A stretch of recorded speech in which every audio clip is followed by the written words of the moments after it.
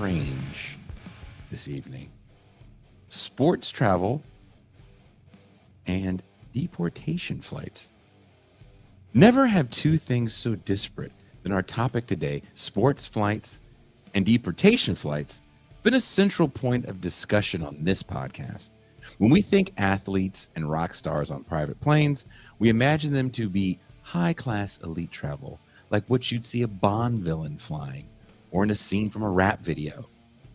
Most people don't know that many sports teams, I'm talking about collegiate and professional, don't have their own private planes, but they charter planes or take commercial flights. And the planes that some of our favorite teams ride on have been the site of horrific atrocities, all done in the vein of public safety.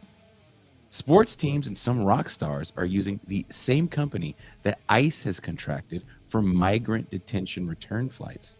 The same airlines, and more often than not, the same planes that contain immigrants that were not only being deported, but suffering from brutal state sanctioned abuse. But are the athletes aware about what transpires on these planes before they board? Do they care if they were to find out?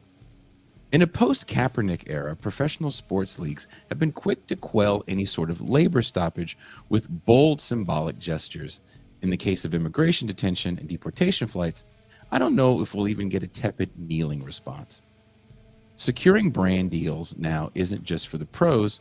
With the NIL, younger players are more likely to avoid the possibility of ruining their opportunities with major multinational corporations by saying or doing something that could jeopardize the bag. The repercussions for attempting to protest this level of callous injustice by the players would truly trump the kneeling. But what would they do? Not play or simply not board a plane chartered by a company that won a bid for these government contracts? That would draw massive attention to the inhumane treatment that these people are facing and the bipartisan barbarity of the U.S. immigration policy.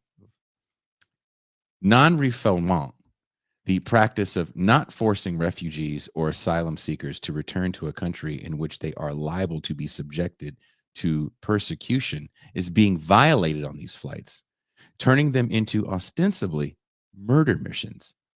These flights span all of the major sports and college as well. But I ask again, what should the players do? We know the schools and the team ownership won't do anything, as they have social and financial ties to the politicians and companies who continue to let ICE run roughshod over the Constitution. So the players will have to act if we want to see national coverage of these atrocities and hopefully put an end to the brutality. This current administration has proven that it is a steamroller on the pathway of authoritarian dictatorship. This would take more than kneeling and social media blackouts. It would cost people their livelihoods and who knows what else. What will be done, if anything? Let me